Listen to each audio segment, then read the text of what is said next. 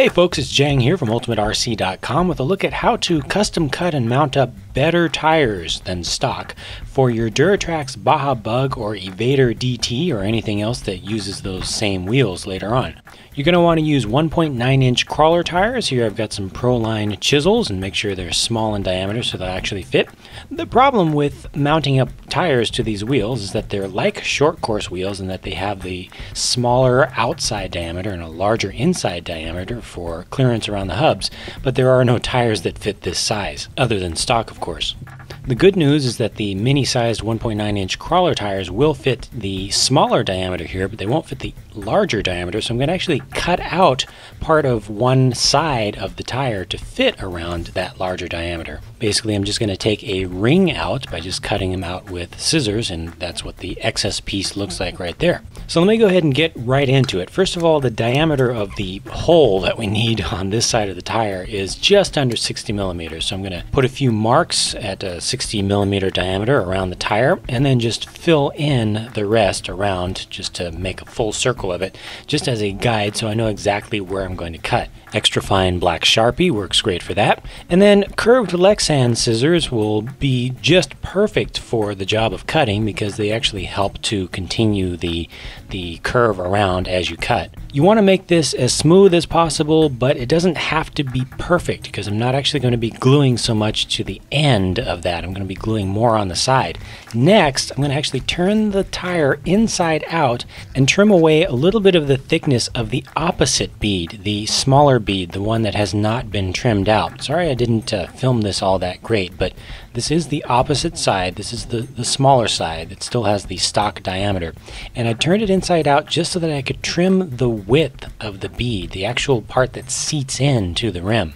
That's because in the case of these Proline chisel tires, I ended up having a little bit too much bead. The width is just too much to really fit well into the groove on the stock wheels. The groove just is a little bit narrower. So by just narrowing up the bead on the tire, I can leave the wheels completely stock. I don't have to trim them out, and this will just fit right down in there. Again, the goal here is basically to have the width of the bead. I'm not actually taking anything off the diameter, just the little bead piece itself. Now, these tires here came with memory foams that are huge, and these really aren't ideal, but I was able to figure out a way to make them work. First of all, I'm scribing about a 1/4 inch ledge around the side on just one side, and then about a 1/2 inch in from that inner surface. This is creating a template to actually cut out a little bit of a conical shape here. So I'm actually going to create a beveled inner edge here to allow more clearance for the wider side of the wheel. Here you can see it just takes a very sharp X-Acto knife to go all the way around there. Again, this doesn't have to be perfect, but you do want to be consistent from foam to foam so that they're all cut roughly the same. So here we go right at the end, and there's that piece that I just pulled right out, and there you can see how it's beveled all around. And that's to fit the larger side of the wheel, like so.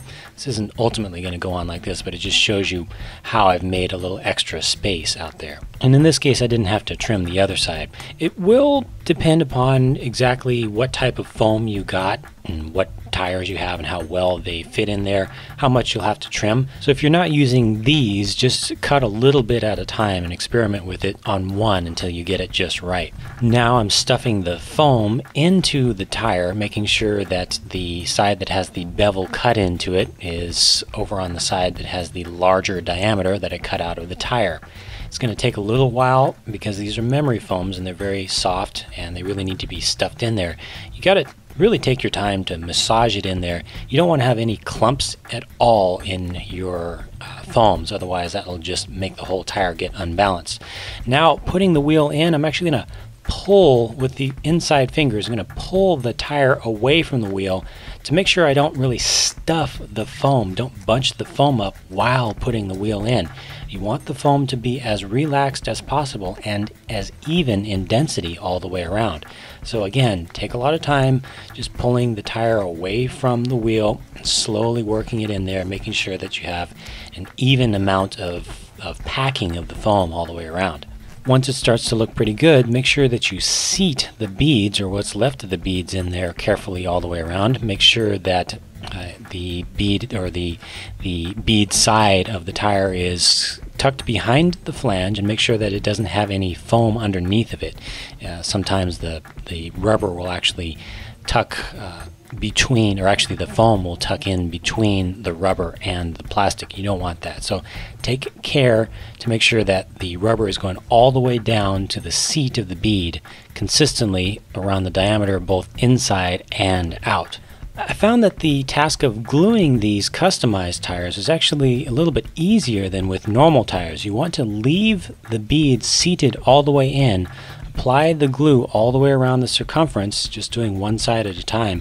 And I'm actually not pulling the tire back here at all. I'm just applying the glue down in the groove between the edge of the flange of the wheel and the sidewall where that's actually making contact with that flange. And then I'm just going to work it around a little bit quickly to allow some of that glue to seep in between just the sideways surfaces of the flange and the side of the bead. I'm not really getting much glue down on the base of the bead in this case.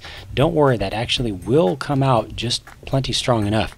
Same thing on the other side. This is the side that was cut to be larger. Here you really don't have any bead left at all, so there's nothing at the bottom to really connect. This is all going to be connected just from the side. From the inside of the flange of the wheel will be going up against what used to be sidewall of the tire. Normally when gluing tires, I like to get a nice run of glue all the way around the base of the bead to help with the centrifugal forces to make sure that the tire doesn't pop off. Really didn't have that option here because the tires are so soft and they have such thin beads left over after doing the customization. Now, some areas where you have lettering on the sidewalls, you may need to actually go back and add a little bit more glue in there to make sure that it fills up the gaps. Just take your time and inspect it all the way around and you will get it right. So with just a little bit of cutting and a fair amount of patience, there you go. Some custom mounted tires that are nice and secure that will fit very well for the Duratrax Evader DT or the Baja Bug or anything made later using these same wheels and tires. You can see those beads are not coming off anytime soon. And just about any tire is better than stock. These have better forward traction, better side bite, and they also have, most importantly, better conformity over terrain. So they actually make the vehicle bounce around a lot less. So that's that. I hope that was useful information for you. If you have any questions or comments about the Duratrax Evader series of vehicles, be sure to post them up in the Duratrax forum at ultimaterc.com. Talk to you guys again soon.